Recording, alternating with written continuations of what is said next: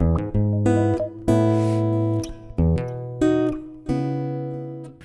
right.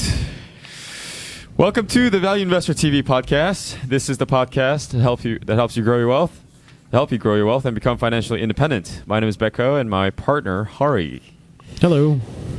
All right, let's get started. This is the second episode of the L brand. We are talking about financials, the management, and valuation in this episode. Oh yeah, I am told by one of our friends to look up to the camera, so I'm looking at you guys. Awesome. Let's get started. Actually, before we do, Henri, can you give us a quick disclaimer? So this is a value investor podcast that we try and educate you on how value investors would analyze businesses and make decisions, based on that analysis. We don't know your specific financial situation, nor are we a financial advisor. So we would encourage you to talk with your financial advisor if you want to make any, investment decisions. Excellent. All right, let's get started. Before we move on, actually, though, if you haven't listened to the first episode, please do, because this is a continuation of that podcast. This is episode 2 for L Brands. So let's dive into it. The financials. The first question is, actually, before we do that, the question before that is the company able to translate its moat into high returns on capital? And the last episode, we kind of decided that, the moat is really not that present for this company. So can you maybe shine more light on this question, Henri? Is the company able to translate its moat, albeit small or albeit absent, into high returns on capital? So here is the problem that you're going to encounter when you look at this. They have actually negative equity on the shareholder equity side. So their liability is greater than their assets, which is not not illegal or anything like that, but it is. They have too much debt, and so that creates the value of their assets are don't exceed the amount of debt that they carry, and so it creates a how do you measure the return on that? So for right now, we're going to punt on that question because it's problematic, right? If you buy these shares, you're essentially saying I'm getting negative value, like I actually owe more money to even get to break even. So yeah, can you I guess before we move on, can you just like run through their balance sheet, maybe outstanding kind of balance sheet, like cash and... Yeah, so they have on their... I'm going to actually just focus here on the debt level because that is really the entire story. Okay. I mean, their asset base is 8.0 billion for 2018. Liabilities was 8.7 billion, so a shareholder's equity of negative 869.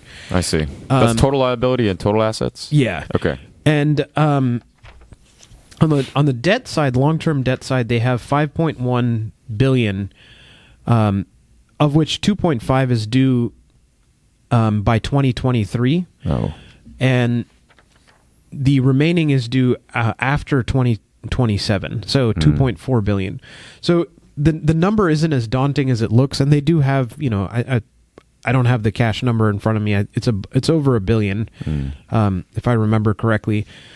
But in 2020 they have 330 million, 2021 780 million, 2022 950 million, 2023 500 million. So none of these are insurmountable. But I think what's more concerning is that if they are unable to refinance this because their operating income continues to drop, that creates some of their, there'll be some problems that they'll encounter with, banks and other things. So what I would say is, looking at a company like this and looking at their balance sheet, it's hard to ignore this debt level, right? And so I in the interest of the educational part of this, I'd like to kind of focus more on that than, how are they going to, continue to run their business? Sure. You have a negative equity balance. How are you going to resolve some of this, this debt? Sure. Yeah. And I think the other part of this that is concerning is they have to pay $400 million almost in interest expenses. So per year, right? So for a company that has an operating income, of $400 million for the Victoria's Secret line, right? You basically are wiping. Victoria's Secret is a net negative or net neutral, just because of your debt level, right? So when you look at that, you really wonder what are they thinking about when they took on all of this debt? Because in 2011 they had about 2.5 billion, and they had about 1.1 billion in free cash flow. That number is now significantly decreased because of this operating income decline, and the net income is almost $1.30 is being hit just by this interest expense. Yeah, that's pretty crazy. You're just sending $1.37 away of every share, every year just to pay interest expense. Mm-hmm. That's not even the principal. That's just the interest, right? So, yeah, like you mentioned, like the debt financing, it's usually, I think this is a good opportunity for education, like you said, is when the companies are operating, and a lot of times what they'll do is they'll refinance the debt. And refinancing the debt can be done in favorable terms for the company if the operating income and net income is growing and they have a lot of asset base. But if the operating income and net income is on the decline, banks will point out and say, hey, look, you guys are not growing, and we find that this is a huge risk for us to loan this much money to you guys. We're going to charge higher interest rate, for example. And so refinancing the debt with a higher interest rate is going to really hurt the company if they can't pay the principal in the due time. So anything else you want to mention in terms of the kind of the debt level and the finances? Yeah, so I think one thing to say, because whenever we look at this, we talk about cash flow, right? Yep. And what does the free cash flow kind of look like? Sure.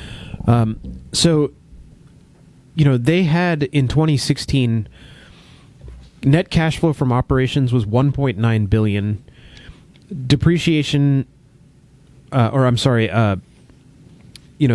free cash flow. So after cash flow from, after capital expenditures, they had about $1 billion in free cash flow, 990 million. That number on 2018 is now 600 million. So, they essentially lost 40% of that free cash flow over a 2-year period. Mm-hmm. And, the concerning thing is that at $1 billion in free cash flow, it's okay. You have 5.5 years of, that free cash flow to debt, right? To pay off, or debt to free cash flow. It was about 5, right? I would like to see that at less than 3, right? 3 or less, right? But now when it's 600 million and it's 5.7 billion, it's 8 years, right? And that number is next year. Is that number going to be lower? Is it going to be right? Is it going to be higher? Yeah. That is concerning to me, right? And so, I think this may be the first company that we've talked about that has a high debt burden, right? Mm-hmm. And that debt burden is something that is hurting every investor who puts their money down here, right? You're going to be spending a lot on the interest expense. Your cash flow is not guaranteed anymore. So what do? Can you stop this hemorrhage? And then you got to get your financial house in order. Right. What does, a lot of times what people will do in this case, they'll just dilute themselves and just share a whole bunch of shares, issue a whole bunch of shares in the public market. And with that proceeds, they'll try to pay down the debt or something like that. What has been the number of shares outstanding? What's that picture look like? Well, they've been buying back shares over time, it like many companies, it peaked in 2015 and has been slowly, on the decline. I think it's down to 270 million now. Number of shares? Yeah, 280 million, 279. So they've been buying back shares, huh? Yeah, so they actually spent quite a bit on dividends and share buybacks the last few years. So, one of the problems that I have with this is, we always talk about capital allocation and how do you manage that, right? And, we're kind of bleeding in now into our management discussion, sure, right? If you're going to spend money when you have all of this debt burden, the answer I would ask is why, right? Why are you putting money into this? You're saying you're going to try and grow. You're trying to do this stuff.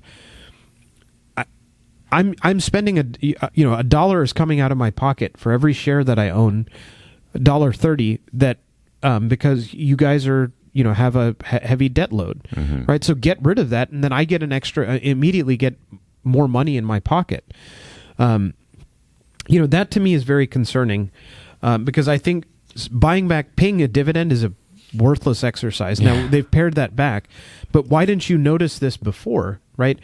And the thing is now, so in 2018 they paid $666 million in dividends and repurchased $196 million in stock. That is $800 million that you could have used to pay down your debt, right? Yeah. And I would have much rather seen that happen, and then your debt levels look a lot more manageable at that point. Yeah, this is really crazy. Debt is something that really kills the company, right? That's one of the things that we look at. If they have a lot of debt, that's like the only way to go bankrupt, right? If you have a lot of debt. If you don't have a lot of debt, well, if you have zero debt, for example, even if the company's suffering, you're never going to go bankrupt, right? You can always kind of move around nimbly if you're not burdened by the debt load, especially of this magnitude, you know? And I just wonder, like we talked about in the first episode, like I mentioned, I wonder what their incentive management, is, because if it's very much short-termism, then this despite all the negativity that comes from it, I guess it sort of makes sense why the management is behaving this way. So maybe can you shine some light on that? Like, how our incentive structure look like for management? So that's the funny thing about this is the CEO and chairman of the company has a ton of shares, and has been at the company since its founding in 1963. Oh wow! So Leslie Wexner is has been there for over 50 years now. He's in his 80s, and his performance has actually, you can imagine, they've tied it, like most businesses, to operating income, which is not wrong. I don't disagree with that. The problem is that if you don't tie it to net income in this case, then you can load up on debt and not really see the the benefit from operating income isn't getting hurt. Right. So the way that they've done it is they've said 55% of his performance, and this actually includes a bunch of other management too, the CFO, COO, and so on. 55% is tied to Victoria's Secret operating income, 30% tied to Bath and Body Works operating income, 15% other operating income, and the remaining 20% is the total L Brands operating income. So those numbers, it's 80% of major band performance and 20% other performance. So I find this interesting, right? That they're using these metrics. I think they're good metrics, actually, and I have nothing wrong with them. Yeah. But why hasn't they? What is the CFO doing? Right, that they're loading up on debt. They've doubled their debt load from 2011 to now, almost 2.5 times. And this is what you're seeing, right? And so the guy's salary, Wexner's salary, has come down significantly since 2014 because the operating income performance has been so bad. Interesting. So, just so you guys know, operating income is also synonymous with EBIT, EBIT. It's an acronym. That stands for earnings before interest and tax. That's why EBIT might not be the best measure stick for these guys, because it's earnings before interest and tax. And when interest is at $400 million every single year, and you're taking away something from the earnings, right, because of the interest payments, like Henri mentioned, EBIT, although it's a great measurement for a lot of companies, for companies that have just huge debt load, EBIT it has to be complemented with net income of some sort. Just to take into account the interest expenses, also the debt load here. Is there anything you want to mention, Henri, in terms of anything else you want to mention in terms of the management before we go on to valuation? Well, I think, excuse me, typically we're very excited by companies that have their original founder running the business, right? That usually means that interests are aligned with the shareholder. They want to make sure that they've succeeded. The problem that I have with this company is I don't know. I'm not going to blame this that the guy is senile or something like that. But I mean, he's in his 80s, and doesn't seem to want to. Is kind of the last few years. Maybe he's got a lot of people who are yes men who are just saying, yeah, if we take on debt, we can really grow this company fast or whatever. But he's the CEO. He's the chairman of the board. I don't see a whole lot of oversight into what is going to happen. I don't think they would remove him. He's been there for too long. So really, how are you going to steer this ship differently if you were a shareholder, right? You don't really have much of a say. An activist investor can't, come in and kind of try and, shake things up. That to me is a clear problem. Now, I don't think that the management is not honest about their mistakes. I mean, they were fairly clear about what was wrong, but I just don't see any credibility in the plan to change it, right? That's my bigger concern. Yeah. It's so interesting, like you mentioned, we love companies that are founded and operated by big founders, but this certainly is an exception, to that rule. Let's move on to valuation, shall we, Henri? Yeah. Okay, is there a significant margin of safety? That's the first question under valuation. Yeah, so I'll give you my assumptions. I looked at cash flow of $750 million, which I've did some adjustment to get to that number. And I looked at, I gave them a growth rate that is probably too generous, actually. I said that they would continue to grow at 5%, which I just don't think that they can, given that they're actually losing money at this point. Yeah.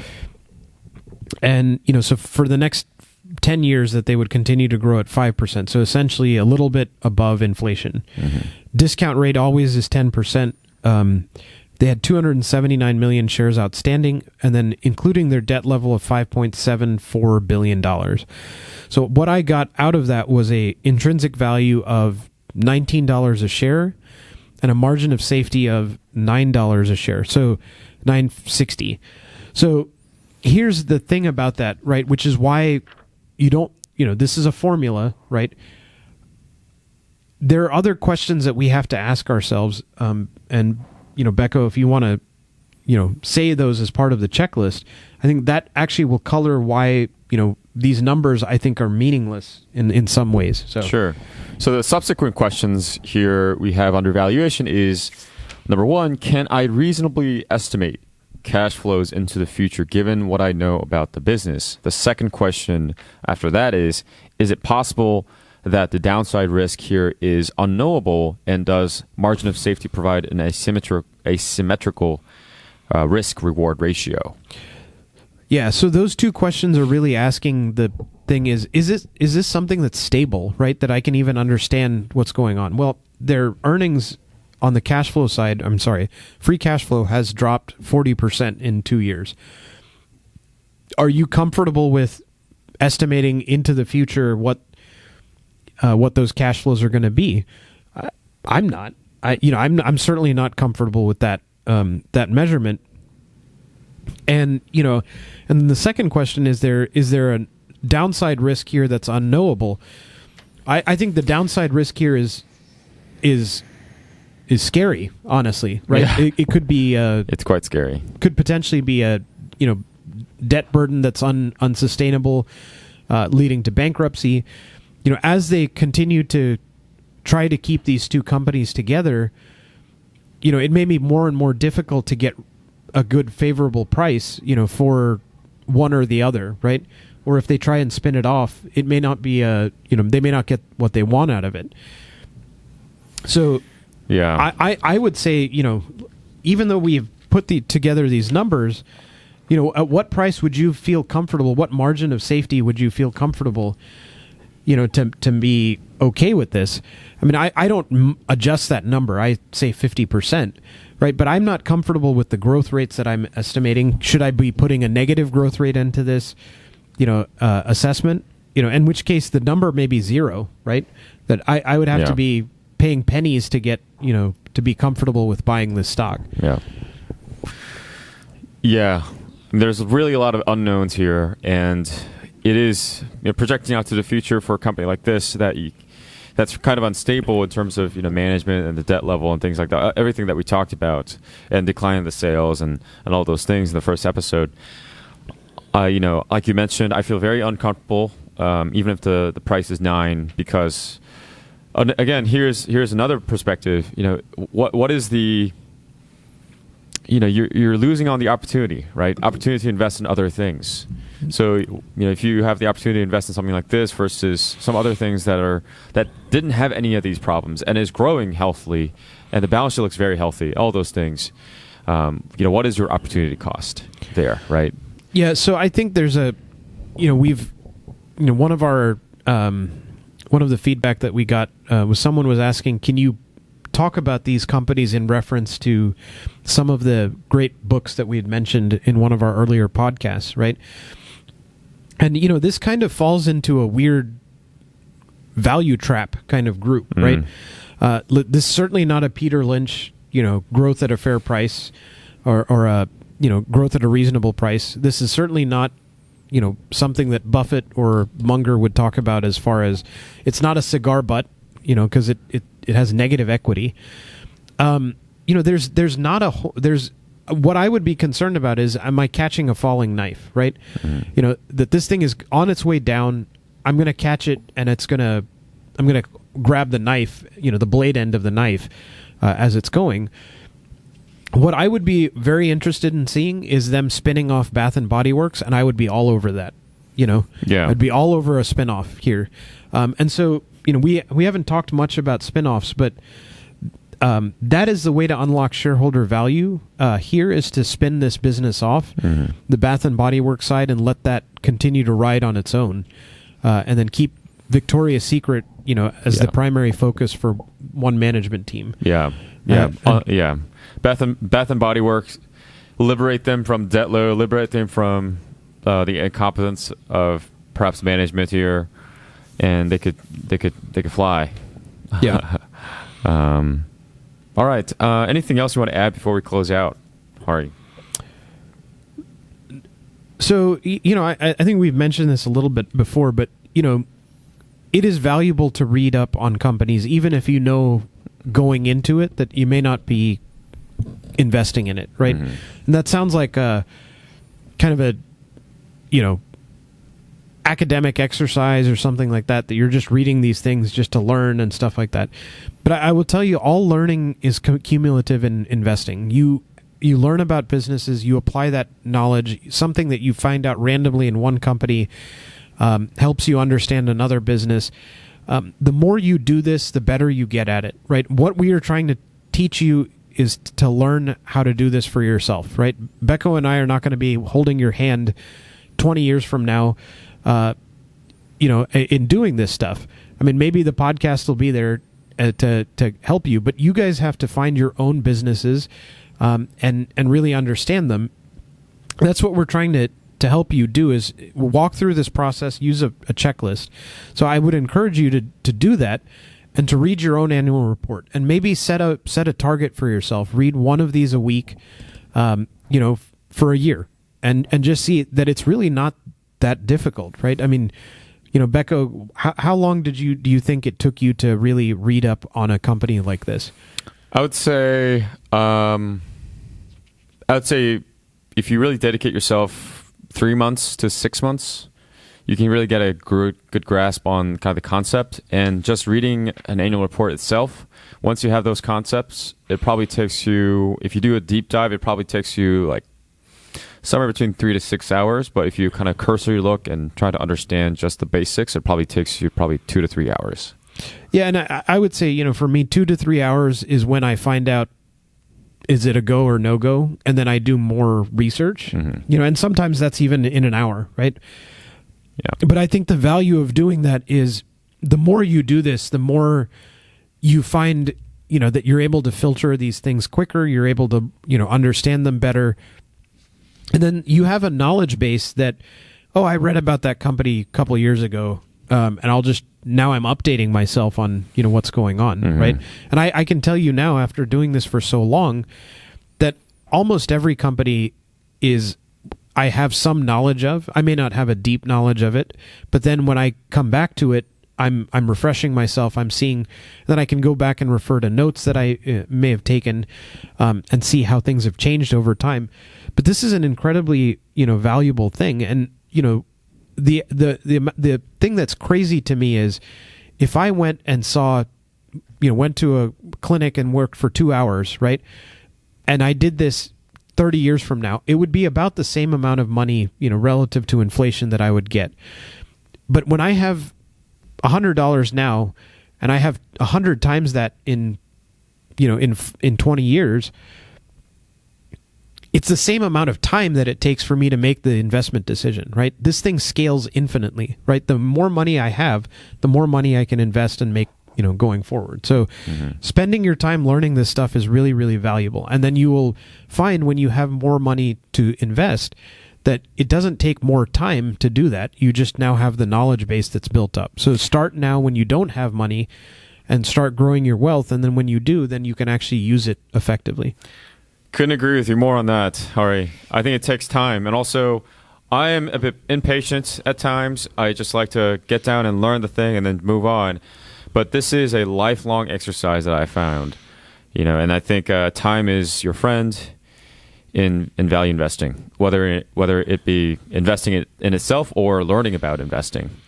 So I think start early and just continue to do it for a long time, and you'll build that knowledge base like Henri talked about.